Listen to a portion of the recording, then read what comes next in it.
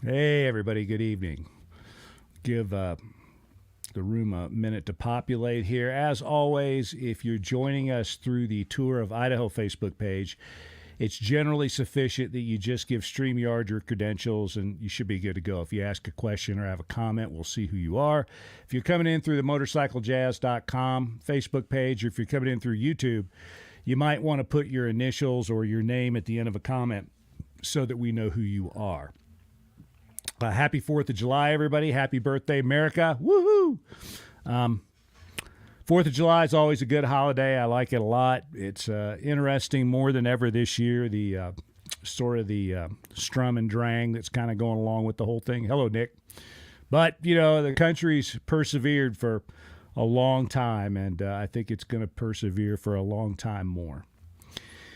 I do have a couple of guests tonight. I'm going to get to them pretty quick because I want you all to be able to get back out and get to your fireworks and hot dogs and hamburgers as quickly as possible.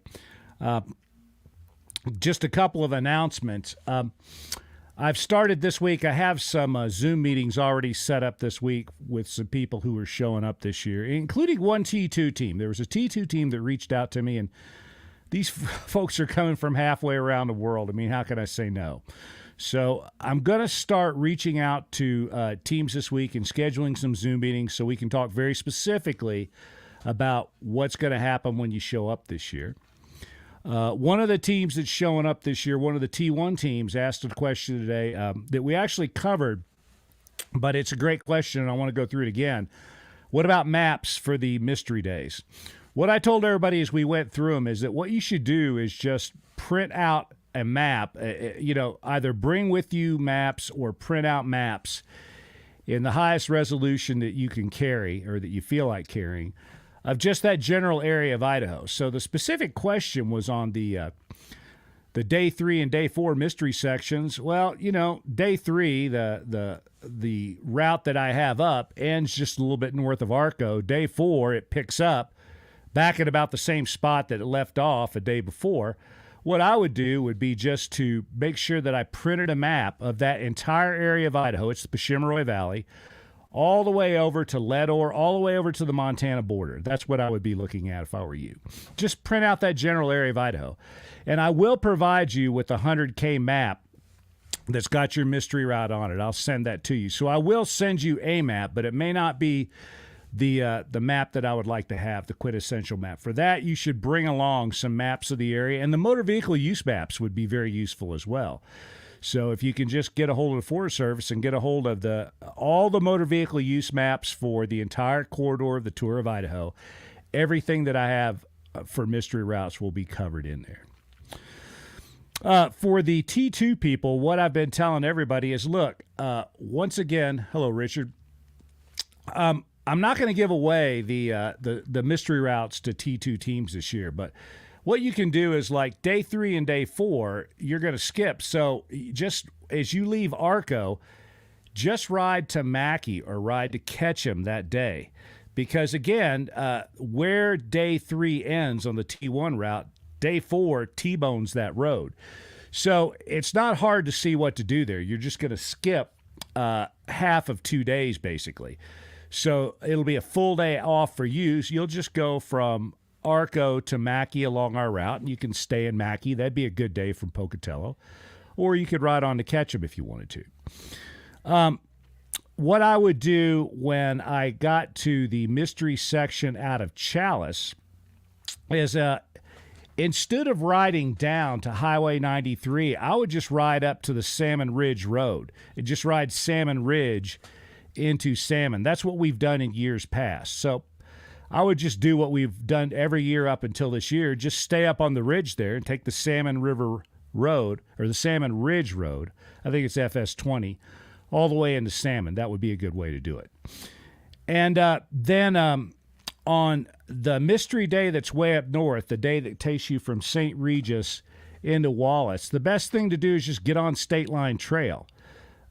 Just ride right out of St. Regis, get up on the State Line Trail there at Missoula Lake, and just ride the State Line Trail north all the way into Wallace. You can take it all the way into Wallace. Now, there's single track all over the place of State Line Trail.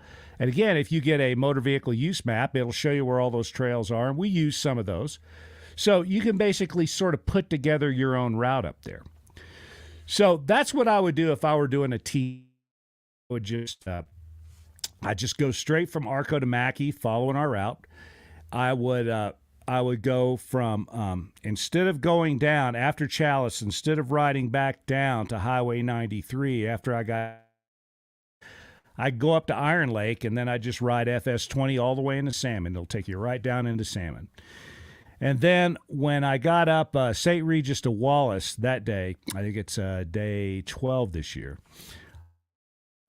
I would ride up to Missoula Lake out of St. Regis, and I would find State Line Trail and just ride State Line Trail, which starts out as a single track and then turns into a road. I'd ride it all the way up to the pass that goes into Wallace. And there's some cool trails up there. At the end, you'll get on one of the best side hills of the entire tour. I mean, it's a hell of an adventure. You'll have a good time doing it. All right. So without any further ado, I have a couple of guests tonight, and I really want to thank these guys for agreeing to join me on 4th of July night. Everybody's got things to do right now, and I asked them in for a couple of different reasons. They're both tour finishers, but they're here to sort of address different parts of the tour experience. The guy that I'm going to bring in first is Stuart Schiff, and Stuart finished the tour a couple of years ago. Started out as part of a two-person team and ended up having to go down to a one-person team and really had to deal with quite a bit of adversity. There was a fire situation, and he had to get around that. He lost some points that he had to make up, and it was really quite a trying experience. And to me, it was one of preparing to go solo like I do is one thing. Having to go solo halfway through the tour is quite another when you weren't planning on doing it. And especially in the middle of some pretty high adversity, fires everywhere. You know, you're not really sure about what to do. You're a little under the gun because you got to make up some points. And it's really a remarkable story of resilience. Stuart has a pretty good set of outdoor bona fides. He's done a lot of stuff, and I think that helps in situations like this. He's much more than just a motorcycle rider in the woods. He has a great deal of experience, and I think his professional experience helps him some too. He's got a real job, and the guy's got a good head on his shoulders, and I just want you to hear his story and the advice that he has for you. And the second guy I'm going to bring in after that is Jeff Jensen. Jeff and I are friends, as you all know. And Jeff and his posse do a wonderful job of taking care of all of the trails in sort of the middle part of the tour. They have a coalition up there, the Wood River Trail Coalition, and it's mountain bikers, hikers, motorcyclists. The reason why those trails are in such great shape is not an accident. They didn't condense out of the ether at the moment of the Big Bang that way. It's because Jeff and these folks up there in the Wood River area, they take care of those trails. And it's a true multi-user trail coalition. I'm sure that there are frictions in there because there always are in those kind of things, but these folks manage to get along and they get a lot of really good work done. And their reputation is kind of spread far and wide, and deservedly so. And so Jeff's going to tell you about the state of trails up there, and some of the things he's going to tell you you're not going to want to hear. We had a real winter in Idaho this year. Didn't snow a lot early on, but the precip really started hitting us in April and May. It got below freezing here just before the Memorial Day weekend. We had freeze alerts in Pocatello, and I had to go out and drain all my irrigation lines and everything, or else they would have frozen and burst. Snow is persisting in the high country. Even here in Bannock County, there's still snow up high. Now, it's been 90 degrees most of the last few days, and so the snow is starting to melt out pretty quick, but when the snow melts late, you're left with another problem, which is that, the trails haven't been sawed. So this year, you folks that are showing up this month, you're going to have your work cut out for you. You're going to put those chainsaws to good use that we asked you to bring. I think that you'll be able to get through most of the snow by then. But the sawing is just not going to be done everywhere. I think it's going to have to. I think the teams that are starting after the 1st of August are going to have a much more realistic chance of seeing a lot of clear trail. All right. So without any further ado, I want to bring in Stuart here. Whoops. Jeff, we're taking you out. Sorry, guys. There he is. Stuart, how you doing, brother? Good. How are you, Martin? I'm doing great. It's good to see you again. I am really fascinated by this airport project that you did in Jackson. Would you mind talking about this for just a few minutes? Because it's a hell of a project that you were involved in. Sure. So I am a consultant, and one of our clients, one of our actual largest clients, is the Jackson Hole Airport. It's the reason why I live in Jackson Hole.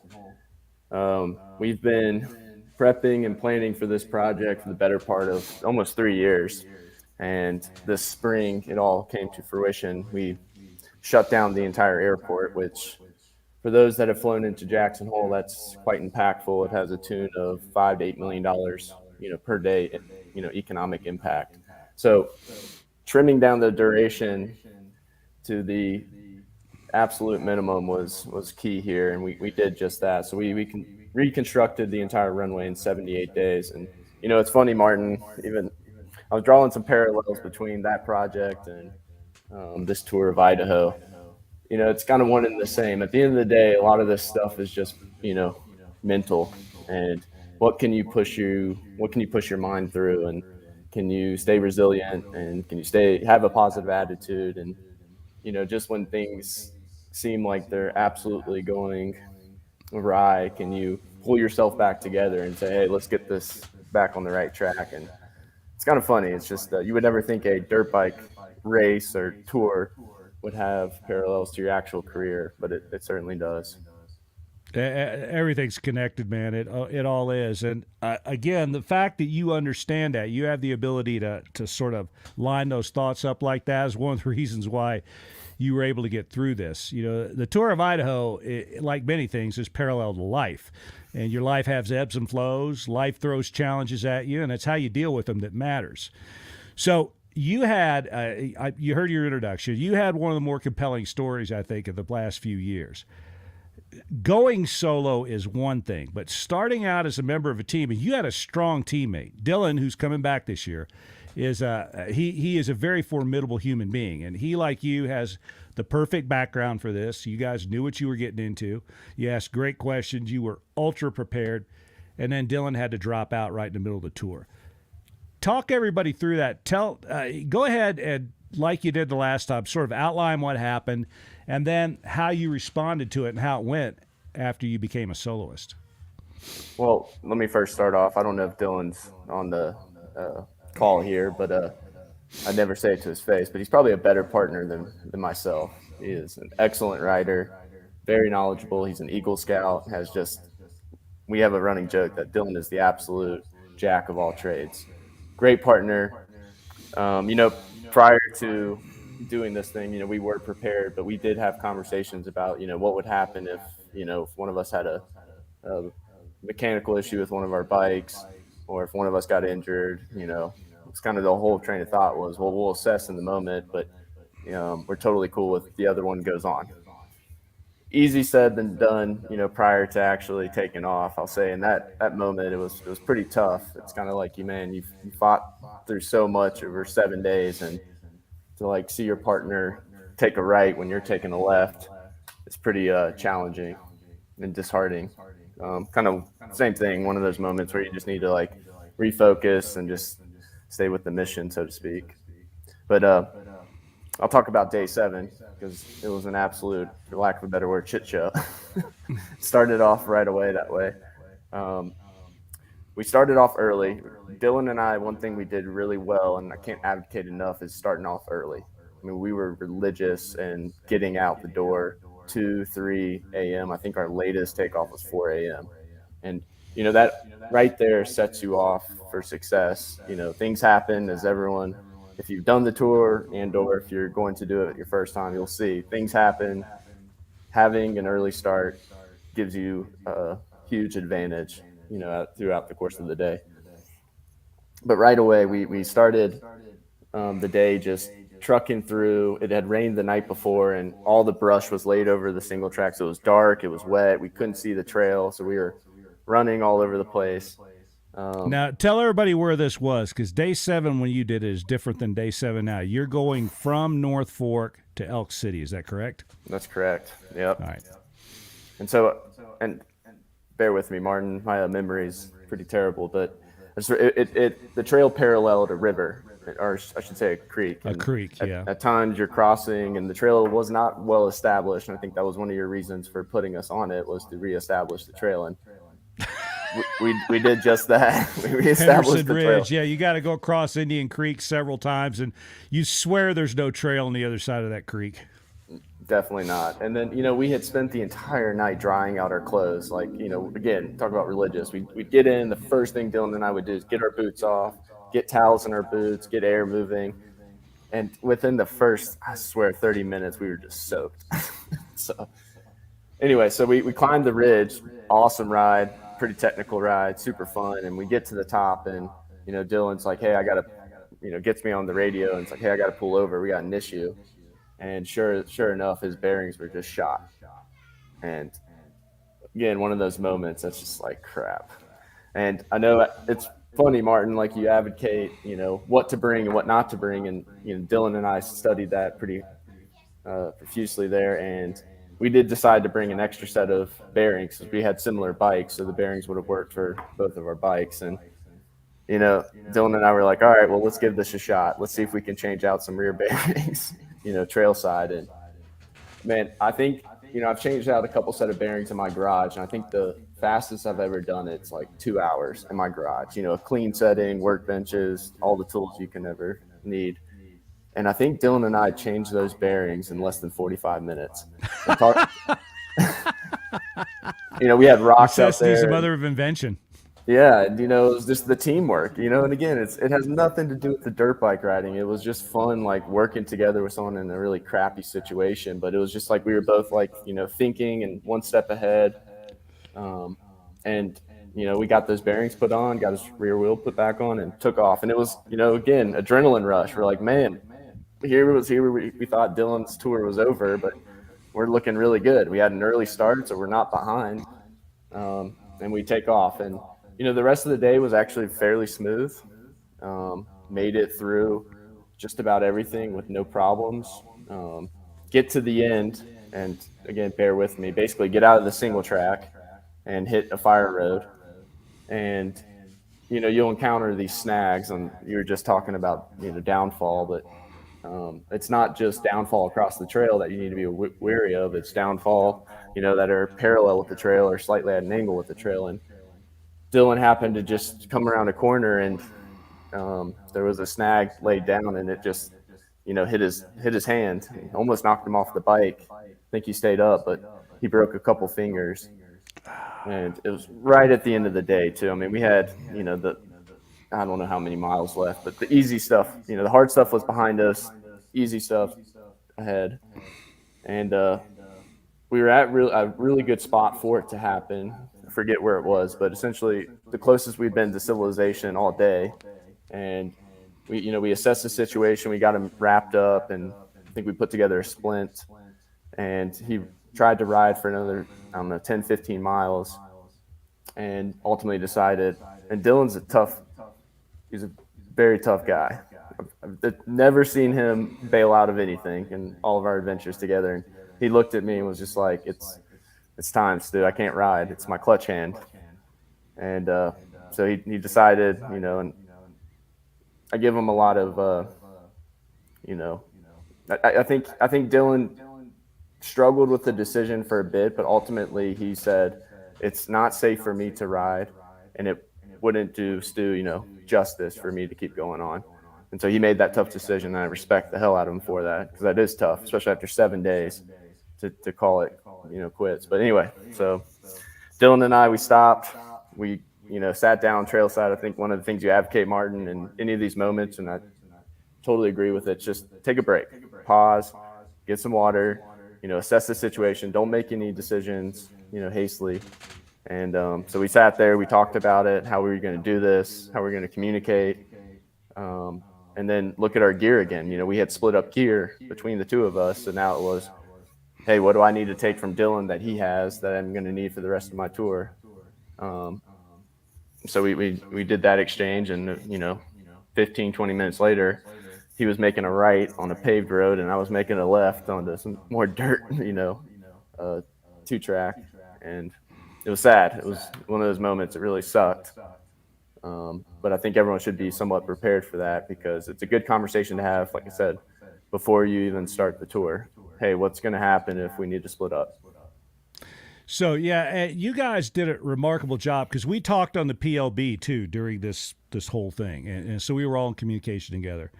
And I will point out again, I think you guys had the best breakup, one of the best breakups I've ever seen. You handled it really well. You did pause. You made sure you thought through the whole thing. I mean, I think it was about an hour, if I'm not mistaken. You guys took some time to sort through some things, which was nothing but smart.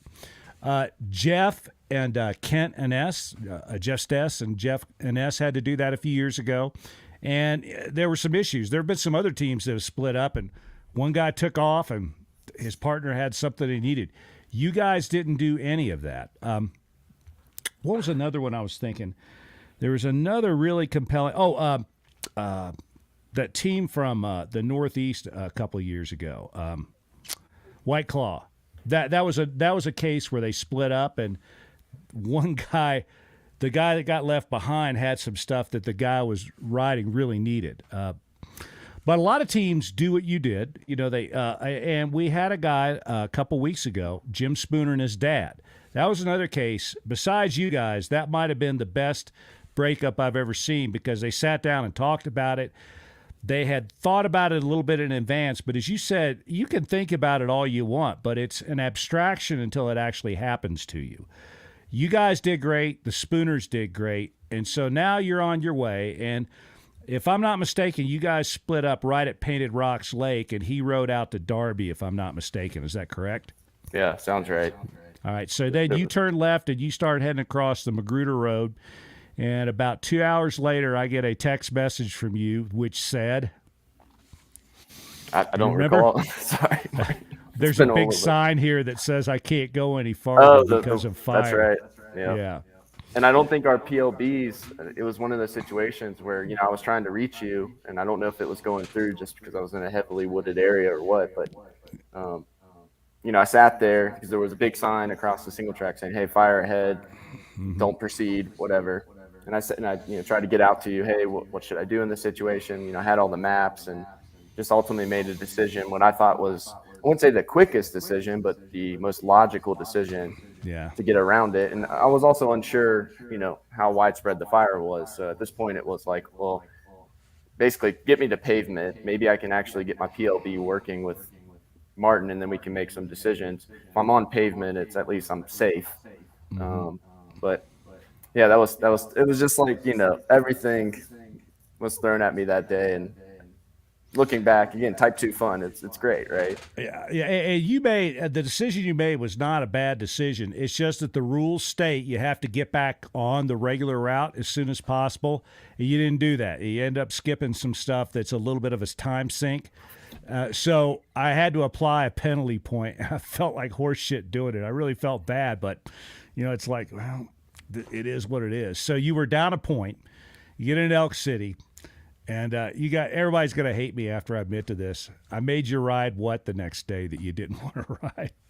I wouldn't say I didn't want to ride. I didn't know what I was going to be riding. You had to ride Ant Hill to make up the point. Yeah, what a bear.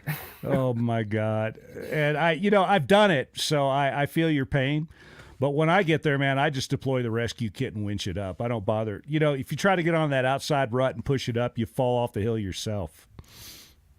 Well, I did attempt it a few different times, but thankfully I did have the rescue kit because I think I used it 3 different times. And man, it was so muggy and humid out. I mean, at one point I was shirtless, just winching up my bike. And yeah, Martin, I don't know how many times I cussed you out, under my breath. I could feel it. I could, you ever heard that song Radar Love? You got the vibe coming in from the sky. I can feel it. Yeah. But, again, you look back at it and you're like, I'm really happy I did do it because it was very challenging. I think that was the closest I was to quitting because I was like, this sucks. It's not fun anymore. But then again, you just sit down for a minute, grab some water, and you're just like, all right, well, I still got gas in the tank. Let's keep going. All right, and for you all that are listening out here, this is something that's important. Every year I tell people things that they don't want to hear. I go, well, I'm sorry that the fire closed this, but to make this up, you have to do this. And the difference between people that have finisher numbers and everybody else is that the people that have finisher numbers did what he did. They just said, well, it is what it is. You just got to do it. You got to put your head down and do it. When you fight it, you go, this is no fair, or yada, yada, yada, yada, yada. Well, just go on and do what you want to do. But the only thing that we're trying to do is to make sure that the playing field is as level as it can be for everybody. And as much as you may not like it, if you miss something and it runs afoul of the rule, you're going to get assessed a point. I don't like doing it. I wish didn't have to. But that's just the way that it is. And if you can just, look, it's a day of your life. You're going to get through it. Just do it, get back on the motorcycle, keep on going, and it's all going to be just fine. I had guys last year saying, are you mad at us? Do you hate us? What did we do to piss you off? That was my best one. What did we do to piss you off? Like, nothing, dude. It's just, you got to ride this trail. I'm sorry. I don't know what to tell you. So you got up Ant Hill, and you get your wits about you, and then you still have a hell of a long way to go. Yeah, again, it's just that whole mentality. Just keep pressing forward. That day was actually awesome. Besides Ant Hill, I can't remember. You're going to have to help me here again, Martin. But you end up riding up that ridge along Windy the Bill. river. Yeah. Just beautiful. I mean, incredible. And I think it's those moments you look back and you're like, God, if I only had to do one day of this, it would be great, or maybe back-to-back days. But, you put 10 days together, it's pretty challenging. But yeah, it was a really cool day. Even if you are by yourself, you look back and you're like, this is special. I think the end of that day, right before Dylan and I had started, there was another fire that we did know about that closed a road, or one of the Forest Service roads. And rather than update our maps, we just said, hey, let's make a note of this. Well, again, you're tired. It's the end of the day, and I totally forgot about it. And I get to the gate closure, and it's like, I don't know, 10:30 at night, and you're just exhausted. And it was one of those moments, too, like, well, maybe I'm just going to just say, screw it. I'm going to do it. If Martin kicks me out of this thing, so be it. And I think I went to, go around the post, and I think I hit my, peg, and it was like a sign of, nope. So then I had to backtrack, 20 miles, and then it took me an extra hour before I even got in. I think that was Wilderness Inn, if I recall. Yeah. No, you're at Laksha Lodge that night. Wilderness Inn would have been the night before if you were in Lowell. So you went to Laksha Lodge that night, Powell Ranger Station. That was it, yeah. Yeah. So, again, everybody that's listening out there, what he's describing is just the way that it is. It's not that we sit around and dream up extra things to do to make your life painful. But if Stuart did this, and if all these other guys that have finished the tour had to do this kind of stuff, and most of them did, things rarely go the way it's planned on the Tour of Idaho. And so you got to make that stuff up. You're going to get in late at night. Stuff's going to go wrong.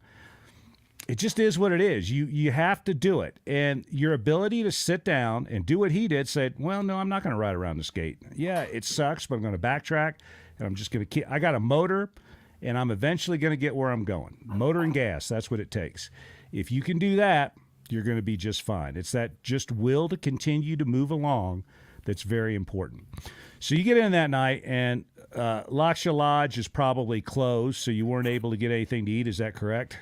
I was able to get something to eat. Good for you. I think we had called ahead and got quesadilla or something delivered to the room, but then didn't have a key to the room. They forgot to give me a key. Fortunately, the cook was still there, and he was able to let me in or something like that. But, it was like 11:30 at night.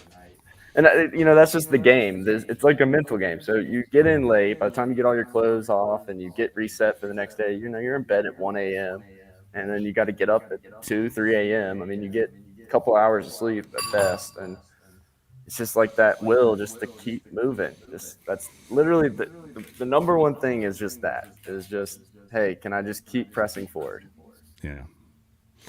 So you did. So the next day, I think as a soloist, you didn't have to do Lundy Ridge, right? You just had to ride out and get the challenge point and then ride back to the road. Is that correct? Or did you do Lundy Ridge? I did not do Lundy Ridge. So yeah, I rode out, got the challenge point, came back. Yeah. So you paid, you got your penalty in the day before. I think I told you that you could ride Lundy Ridge if you wanted to, but I actually recommended Ant Hill as being a little easier. And it is. Ant Hill, the difficulty is in about 100 yards. If you go out Lundy Ridge, the difficulty's over about 3 or 4 miles.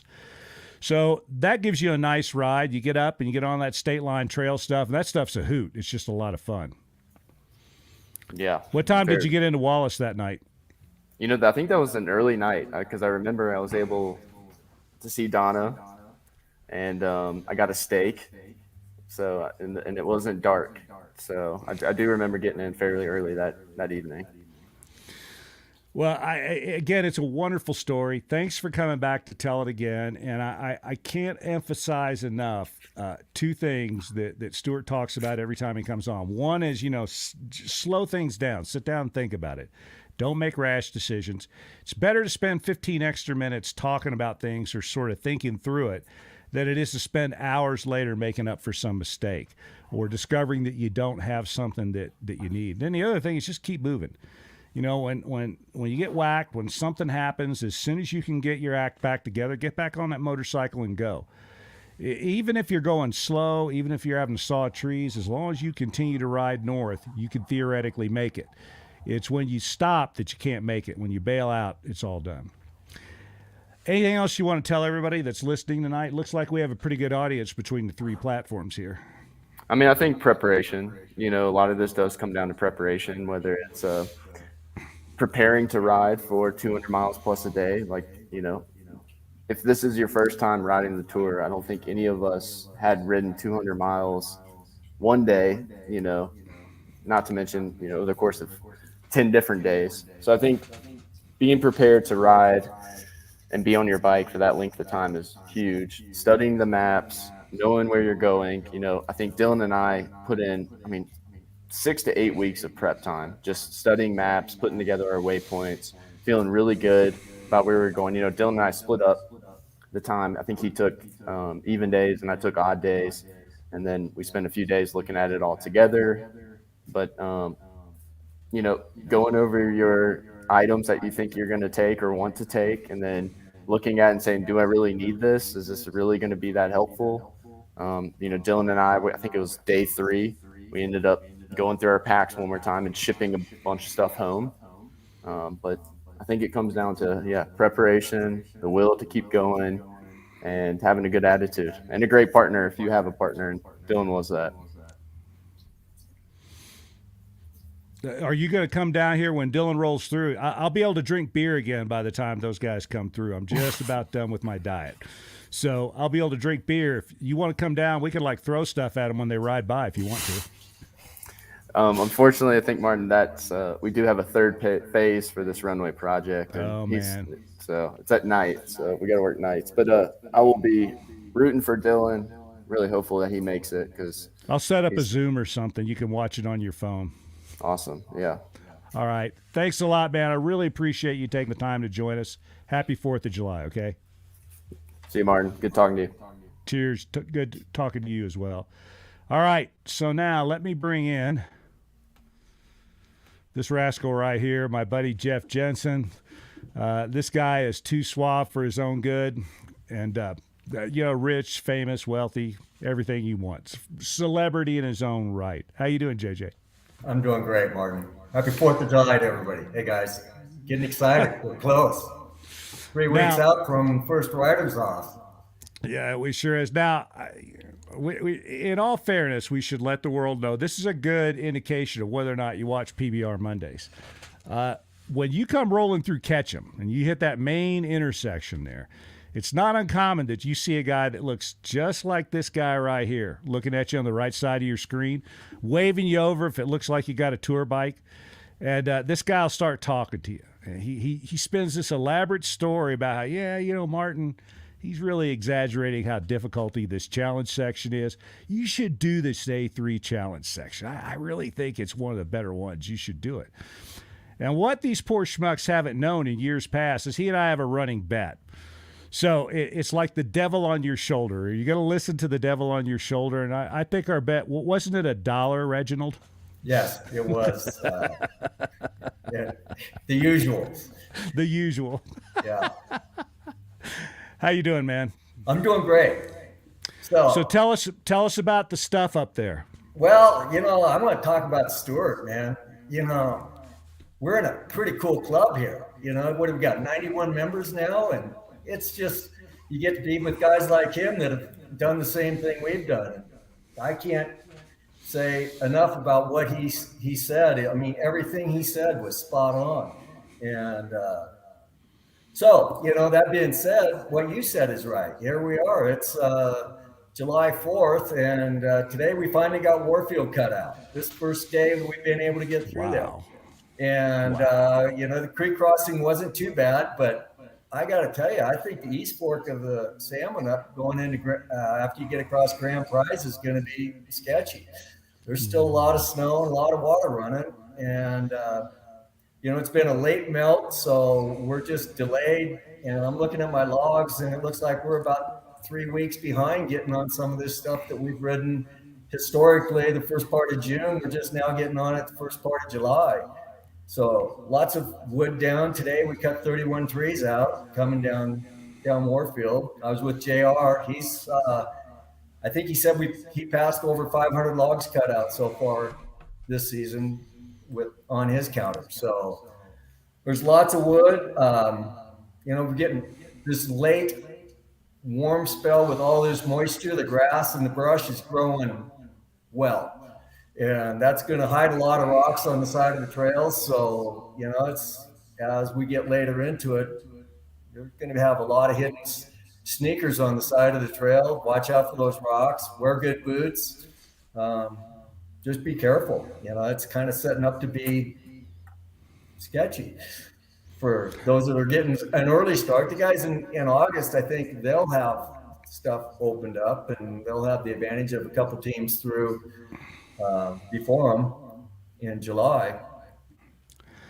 I never started out before the last day of July, and in fact, the best tour I ever did was the one I started out right at the end of August. I started out over the Labor Day weekend, and it got cold at night, but other than that, that was a good time to do it. Everything's cut out then.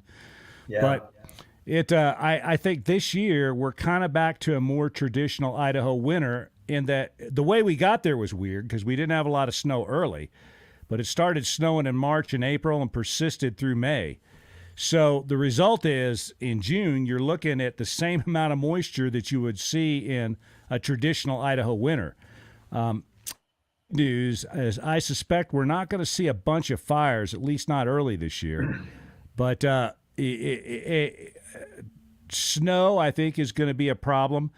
I don't even know. I'm pretty sure that right now you can't get through yet the day 3 and day 4 stuff. I'd be willing to bet more than I can afford to lose, because I drove up into that area the other day and I looked up. There's a ton of snow up where you're going to go. These 90-degree days melt that stuff out pretty fast. I'm pretty sure that by the time the first tour teams come in, you may have to do some pushing, but I think you'll be able to get through it. But do you know if anybody's been up to that pass above Mackey, that first 10,000-foot pass that goes over to Corral Creek? I don't know anything about that side. We had hoped to maybe go over there. Mike Boughton and I had hoped about going over there and riding a little bit, but we just didn't. We haven't been motivated to go over there and get turned back. So yeah, I did see Sean Smith's Facebook page, and he was up to Snowslide, and that whole backside of Snowslide dropping in there, they bulldogged their bikes down through there. They got it sawed out coming up the one side and going down to Mule Creek, but they didn't get out of Mule Creek, and they bulldogged their bikes down probably 150 yards down Snowslide off the trail just to get down off of there. And they have more courage than I did. I don't know that I would have dropped in there not knowing what you were getting into. Yeah. So they probably, did they come out Smoky Creek? They did. Yeah, because if you can't get out, that's another place that's going to be really late. Getting up Mule Creek, it's not hard, but it's really high. Yeah. It's nearly 10,000 feet. It faces north and it's tree shaded. But the other way out up there, if you got to go the other way to get out up there, that's a man trail right there. That trail that goes over the top and drops down into, what is it, Alturas, I think? It does, yeah. Yeah. And that's rugged country up there. That'll keep you on your pegs for sure. So, the bad news is I think the early teams this year are going to face some challenges. But, you never know. I mean, it is really hot right now, and it's down here. It's been consistently high 80s, low 90s for several days now, and it's scheduled to be that way all the way until the first teams start to come through. So the snow melts out pretty quickly, and my guess is that you'll be able to get through, but that you might have to do some sawing because the later we can access the trails because of the snow problem, the more the sawing gets put off. That's what the issue is. Yeah, and I don't know whether anybody's been into the boulders and the White Clouds yet. We haven't been up there because we can't get over Grand Prize to get in there. So I don't know what the conditions are there yet. I did hear that somebody got over Big Peak the other day on the challenge section, if you were interested in that, but I don't think they went on down the Big Peak Creek to get on out of there. So. You drown in Big Peak Creek right now. Somebody did lose a bike at Big Smoky Creek. It got away from them walking it across there, and it washed downstream. And search and rescue. I think Kalen will tell the story that search and rescue or somebody found him walking down the trail without his motorcycle. Oh man, that's horrible. Yeah. But that raises like a real. You alluded to this earlier. This year, stream crossings are going to be an issue. And you said the one getting up on the Warfield wasn't too bad. That one scares me a little bit. I always push across that. But you said it wasn't bad when you did it the other day. We did it today. And there's a sneak trail that's a little bit upstream, and it's shallower, but it was still I was on my pegs, and it was up over my boots, not over the top of my boots, but up over the soles of my boots, standing up on the pegs going across there. So it was 18, 20 inches deep, but only in a couple spots, and you can pick and choose your spots going through there. But that creek is dropping, and most of the snow up on Dollarhide and that is starting to flash off. So that will continue to drop. But the ones that have bigger peaks, they're going to be holding snow longer, and that will keep the creeks up higher. So the other ones that I would worry about, if you do that challenge section and you get down into Big Peak Creek, that one is going to be pretty high going through those boulders down there. Big Smoky might be kind of high. The creek down near Bowery, I would definitely push across that. That's the one that Jimmy almost lost a bike in. Right, that's the East Fork. So, the East Fork. Yeah. And I think that crossing, we're up at right above the meadow where everybody takes the photograph of Castle and Merriman Peak. There's one creek crossing up there. I think that one's going to be a bear early. Yeah, I would walk that one going across. There's a couple of logs. If you got a couple people, you can put somebody front and back on walking across on those flattened off logs. But if you're by yourself, I just figure on getting wet and getting through it. I rode across that once. I rode it from the way that we go, the tourway. Yeah. And it was a huge mistake. Don't ever do that because you get to the other end. And I don't even know why I wasn't aware that I was going to have to do this, but you get to the other end, you got to make a turn. Exactly. You can't really make that turn. And, oh, man, I took a huge fall off that thing. It just knocked the crap out of me. I fell back into the creek. Bike landed on top of me, and you don't want to repeat any of that. Yeah. So that's what I see. One of the things I was thinking about before coming on here is, today I started with a pretty sharp chainsaw, and at the end of the day, that thing would barely cut butter. And, so these guys that are going to be early, that are going to be using their saw, bring some bar oil, bring a file, and be ready to work on your saw and keep it working good. Because, there's nothing worse than having a saw and having it not cut, and knowing that you need to get some stuff out of the way. Do you have a carbide chain on yours? I do not. Yeah. Carbide chain, you should try those. they're expensive, and the good ones are, they're more than $100, so it's an expensive chain. Right. And you can spend up to $200 on one. But it's a buy once, cry once kind of thing. And I haven't done a lot of cutting the last couple of years, but the last year that I went out and cut a lot, I had well over 1,000 logs on that chain, and it was still just as sharp as it could be. Now, that's the good news. You can probably get through a whole season. The chain will break before you'll dull it, unless you're hitting a lot of rocks and stuff. The bad news is you can't sharpen it yourself, so your sharpening tools won't do you any good. You have to take somebody that's got a diamond sharpener to get it sharp. But everybody that has tried out a I hardly hear of anybody that tries one out and goes back the other way. I'm sure it's happened, because they're not panaceas. They do have some disadvantages, but for the most part, carbide chain. If I were riding a tour this year and carrying a saw, there's no doubt about it, I'd have a carbide chain on that rascal so that I knew I'd get all the way through it, and I'd have a spare one in my backpack. Good advice. So right now, the news is you haven't been able to get through a lot of stuff in your area yet, but you guys are really good about that. So let's flash back a little bit. You've been on the tour of Idaho 3 times, made it once, tried it 3 times, and the 3rd time you should have made it. It was just really, really profoundly bad luck that stopped you from making it the last time. You got like one of these storm of the century kind of deals, which can happen. But on your solo tour, I think it was 3 seasons ago, maybe 3 or 4, something like that. Yeah. You had a remarkable issue, too, that I'd like for you to tell everybody about. It is, again, one of the more compelling Tour of Idaho stories there is. This is a well-known story in the tour community. And the way that I'd like for you to just tell it the way you normally tell it, set it up about, kind of the day that it happened, the events that led up to it, and then what you had to do to get yourself out of your predicament. I think it's a good thing for people to hear. So if you don't mind, can you spend a few minutes talking about that? No, I can't. It was day 9 of the 10-day tour.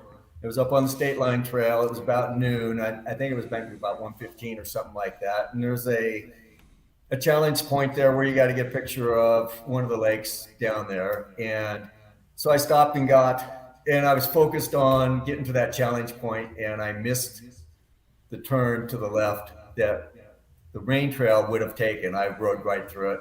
It's tall bear grass. It's kind of hidden areas up there. You're going through a meadow, and I got out, took my picture, and I could see a trail going on across the face of the hillside, dropping down into this valley. And I saw a motorcycle track in it, and I thought, well, that must be the tour. And I was the first rider out that year. I was the first one out at solo. And so I jumped in and dropped down into this thing, and I get down in there. And pretty soon I'm like, wow, this is getting to be pretty rugged. And so I dropped on in, kept going, and pretty soon I lost the trail. And, losing the trail on the tour is not unusual. It happens. And so it was day 9, and I was pretty calm. I was maybe a little overly confident. I was halfway through day 9. I heard day 10 was just going to be a road ride up to Sundance, and I was looking forward to getting into Wallace and seeing Donna and having some dinner and some drinks, but that didn't happen. So I lost the trail. I got off, started walking circles around, didn't find it. Happened to have cell coverage in there, called you, and you pulled me up on the PLB and said, well, you're off the trail. You missed it. You got to get yourself out of there. And I'm like, well, Martin, I'm not sure I can ride up some of the stuff I got down in here with. And he was just like, oh, you'll figure it out. You got your rope. Get yourself out of there, get back on the trail, keep going. Okay, I'll report back. So I got out and started climbing up, and long story, it's bear grass, the tires were worn, you couldn't get good traction, I was gassed. Had the rope out 3 or 4 different times, walked up to the top, cleared the trail, got all the bear grass cut back and the brush out of there. So when I did get momentum going, I could keep going. And just kept going, finally got to a spot, ghosted the bike up as high as I could up on this hill, and then got the rope on it again and got it up there, and finally got up onto another trail. And by then I peeled the luggage off and I let air out of the tire, so I was getting good traction, and got up. I was about, 50 yards from top, and there's a spot that you have to just kind of go. And so I ghosted the bike up as far as I could and get up and get it started again and get it going and make maybe 3 or 4 feet, 3 or 4 feet, 3 or 4 feet. Pretty soon I get up to the top and I got the bike out of there, and I called Martin and told him I had the bike out of there. I had to go back and get my luggage, and he was more excited than I was, I think. He was pretty excited and pretty proud that I got myself out of there and walked back down and got my luggage and slept it back up. And it was 8:45 when I got back on the bike to go again. I still had 70 miles to go to get to Wallace, and I was out of water and I was pretty gassed, and you just keep going. I look back on that picture every now and then and I see myself and I'm like, wow, you didn't look good there. But you just keep going. And I got into Wallace at 1 a.m, and Donna got up and welcomed me, and she had a couple beers for me. She says, you can pick one of these. And I said, can I have them both? And she looked at me 27 ways. So, but the bummer is that one of them in the bottling line, it got screwed up. And when I popped the second beer, it was just water. There was no beer in there. And I made it into Wallace and then continued on the next day. But, it was like from 1:15 till 8:45, just struggling. And just, I knew nobody was coming to get me that day, maybe the next day. But, you just got to keep going and take care of yourself, and stopping and whining about it's not going to help. Just, if you just keep making small steps, you'll make progress. Well, it's a remarkable story. You certainly bailed yourself out of quite a bit of adversity. And since Jeff's too modest to tell you exactly what happened, he rode nearly 1,000 vertical feet down the wrong trail, a foot trail. And no one, I don't care how good you are. No one. Jeff is an A+++ level rider. I've ridden with the guy before. He's really good. He's really smooth. He's a talented guy. And I don't think Jimmy Lewis would have had a hard time riding back up that. So there was almost no choice but to rope your bike up sections that I don't even know why you rode down it, except you were tired, right? I mean, surely fatigue played some role in your decision-making process to keep going. Would you consider that accurate? It does. And at day 9, and, I figured out by then I really wasn't. That was when we kind of put tracks on the computers. It wasn't waypoint to waypoint. And I had a track, and I wasn't looking because how would I have missed a trail? I'm in the middle of nowhere. I'm 15 miles from anywhere, I think. Yeah. And you figure out that there aren't a lot of trails, and I missed the junction, and that was a bad judgment move. And when I finally looked at the computer, I'm like, wow, I think I'm supposed to be up on that ridge up there, and I'm clear down here in this hole. And pretty lake, though. I mean, a nice place to be lost. I didn't get all the way down there, but I could see it.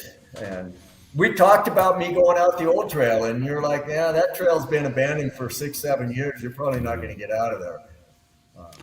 It was your options were a little limited. I remember we talked about, well, maybe you can side hill back around to that saddle, but that would have involved a lot of brush and stuff. There's huckleberries up there. That would have been a mess. Yeah. But you got yourself back up and out of there, and I remember I was in awe because we had guys coming from 4 different states.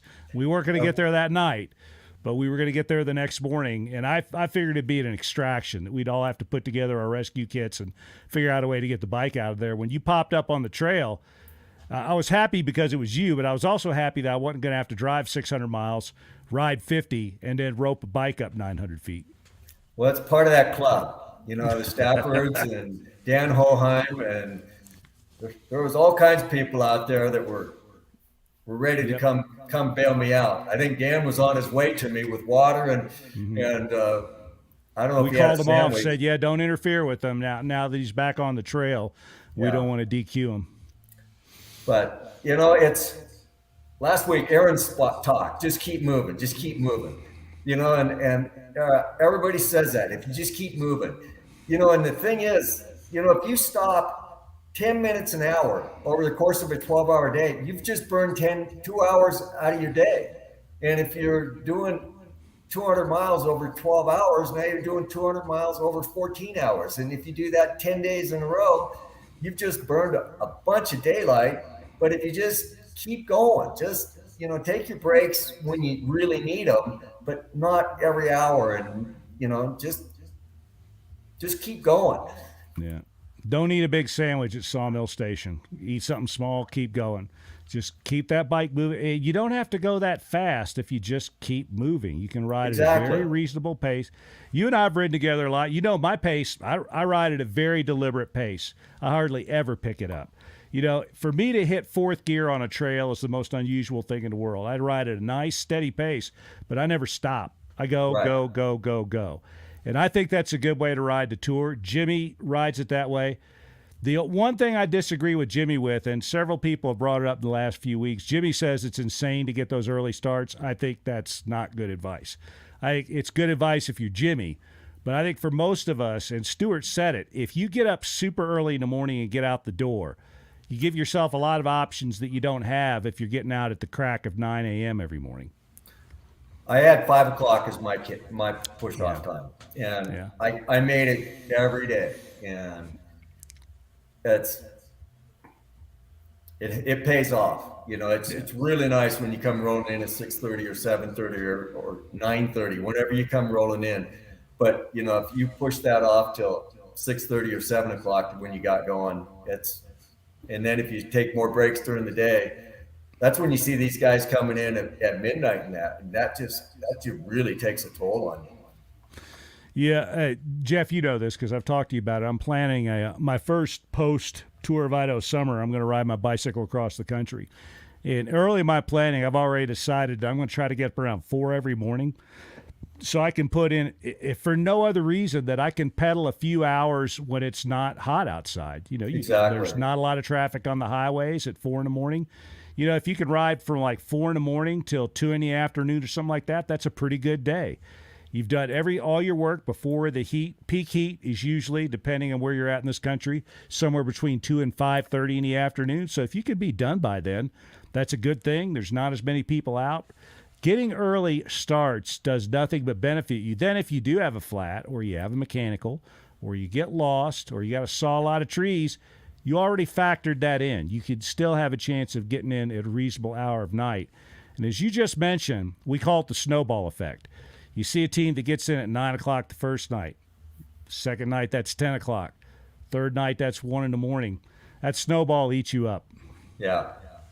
Martin, I got a couple other notes I'd like to cover real quick. Knock yourself out. So you mentioned the Wood River Trail Coalition in our community here, and we're really proud of how that's pulled together and everybody gets along. We got hikers, we got runners, we got bicyclists, we got e-bikes even. We'll even take those guys in, and motorcycle riders, equestrians, and everybody gets along, and everybody pretty much understands that we do the heavy lifting because we bring the chainsaws and clear a lot of the trails. And it's taken years, but we've communicated that to the people and they understand that. And now we're getting lots of accolades, and everybody that we see on the side of the trail is really friendly and welcoming to us. And they know we're not just a bunch of riffraff that's out raising hell with the trails. And so I was thinking about that today when we were doing this, and all you guys that are going to be riding the tour, you need to be aware that you're ambassadors for our sport. And when you're out there and you're going to run into people like up in the White Clouds and in my neighborhood and the Ketchum Trails and up in the White Clouds, you're going to run into hikers and they're going to think you guys are just scum. Stop and kill them with kindness. Tell them to have a good day. Tell them, that what you're doing. Tell them you're riding the tour and that you're going from Utah to Canada, and you're really excited to do it, and just overwhelm them with kindness. And then same with the people that you meet along the trails or in the towns. If you can afford to, sprinkle a few 20s along down out the way when you're going along. It goes a huge distance for making us popular and not losers, because we've lost so many trails, and that's why you started the tour, was so that we keep these trails open and make them last, so that we're not getting kicked out by the Forest Service and all the eco guys. And all it takes is one motorcyclist lipping off to some hiker, and then he goes back and he writes to some congressman or senator, and then the next thing you know, we're not winning like we won up in the White Clouds and the when they put those wilderness in, where we got those trails that go through the meadows and up Little Boulder and Big Boulder, and then up to Railroad Ridge. And that was a huge win. We could have been kicked out of there forever, but instead they made 3 wildernesses and left us some trails that we can get in through there. And it's really important. Well said. Another thing that you can do along those lines, sorry, I got a burr in my sock here, but another thing you can do along those lines is buy the Idaho Trail sticker when you show up. That Idaho Trail, $12, and 85% of that money goes right back into trails. A lot of the cuts that you're going to see when you guys ride through here are hobbyists like Jeff and his crew.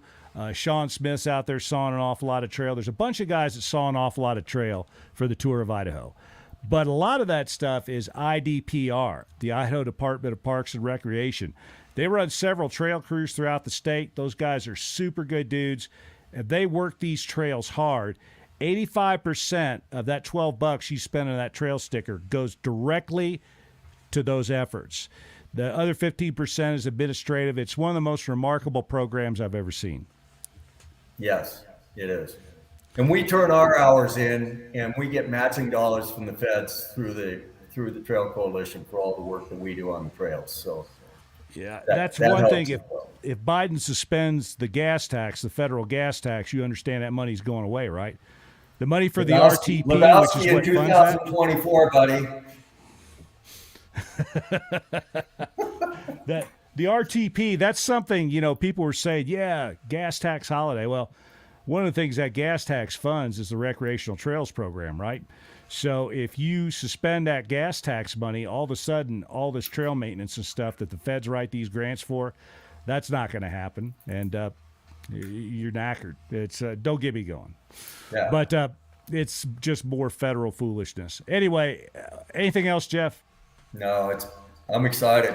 Looking forward to seeing it again this year. And, just have fun. Like Aaron said, just have fun.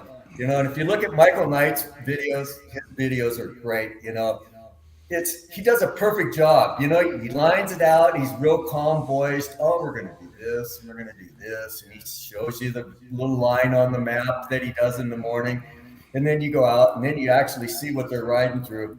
But have you ever seen a guy that has more yahoos when he's riding a wheelie down the trail than Michael Knight? And him and Brent, they both said the same thing I did. We miss the simplicity of being on the trails and riding motorcycles, and it hits like 2 days after you're done. It's like, wow, I really miss just getting up and going riding every day. It's something else. All great outdoor adventures are that way too. Like when you're doing a big climb, at first when you get back to the flat world, you're relieved that it's over, but you kind of miss that routine that you were going through, the discipline of it. And it goes really, really fast. It does. But you remember it the rest of your life. And that's what we're trying to do here. This is not just a motorcycle ride. This is something different. And that's why people coming at it from strictly a race background have a lot of trouble, because they don't understand that this is just not about on the gas, no coasting, gas brake, gas brake. That's actually kind of stupid for the tour. You got to plan some. We've changed the rules some in the last few years. So several people the last few weeks have talked about putting together their tracks and a lot of work like that they did in advance, or their route, I should say. A route, something you put together, a track, something your GPS creates. That's not allowed now. You have to navigate from waypoint to waypoint. We have some mystery sections to make sure that you do it. But under the rules that existed the last time Jeff was out, that was perfectly okay to do. But it's not anymore. So you guys this year, you rascals better not be putting together some routes. Better just go out and navigate waypoint to waypoint. And I would point out, had you been navigating from waypoint to waypoint. Oh, I wouldn't have been in that hole. Yeah, I know all about that. That people, the people that have done the tour, they get it. They say, well, now I know why you do it. But it's that's another tough sell, because we've raised an entire generation of riders that didn't come out of the 60s and 70s and 80s like we did. where you actually had to be able to read a map. There was no GPS back in those days. There wasn't any of this modern stuff. You didn't have computers on your motorcycle and stuff like that. You read a map, and unless you wanted to be stopping every 5 minutes to read the map, you committed a lot of it to memory and kind of figured out, I think I'm going to go up here a few miles and look for a trail on the left. Man, those days are long gone for a lot of people. If that red line on the map goes off over a cliff, they're probably going off over that cliff too. Yeah. All right, my friend, anything else? No, just to you guys on day one, remember that you got to get through day one before you get to day two. So just take and get through day one, man. Worry about day two when you get up the next morning. All right, JJ, as always, it's been a pleasure talking to you. Thanks a lot for agreeing to join us tonight. I'll get up there as soon as I can to see you guys, and we'll figure out a way to get into fun. Any wagers this year, and who's going to win our bet? Everybody's been listening, so I've got an uphill battle trying to get anybody to turn and go up that Placer Creek Trail now. You know better than that. You know that it doesn't matter how many times you say it. There's still some people that when you're standing there, you can be pretty persuasive, man. You could almost convince me to vote for Hillary Clinton. Yeah. We're not going there. Remember, Lebowski. This aggression will not stand, man. All right. Thanks, JJ. I really appreciate it. You bet. Take care. Take care. All right. So, look at this. 8:05, and I wanted to get going early. I'm going to go outside with my family. We're going to yuck it up a little bit for the 4th of July. So once again, as I say every week, you've wasted another perfectly good hour of your life that you cannot get back on this knuckleheaded business known as PBR Monday. I hope it did you some good. And tonight, we had a couple of excellent guests. Stuart and Jeff are both first-class individuals, and I hope that you were able to absorb some of what they tried to get you to do. Again, I'm going to start reaching out in the next couple of weeks, set up some riders meetings, some Zoom meetings. Normally, I don't spend a lot of time with T2 guys, but since I have a T2 team that's coming from halfway around the world, I'm going to spend some time with those guys and try to get them going. I think it's a long way to come. I owe them at least that. But you T1 guys, we're going to have some riders meetings coming up pretty soon. At least one member of your team needs to come to one of these riders meetings, and we'll figure out a way to maybe comp you a point or something if you can get to one of them. So that's it for now. Sometime in the next few days, I'll come up with a schedule for next week, potentially a guest. And until then, I'll be seeing you. Enjoy your 4th of July. Thanks a lot, everybody, and cheers.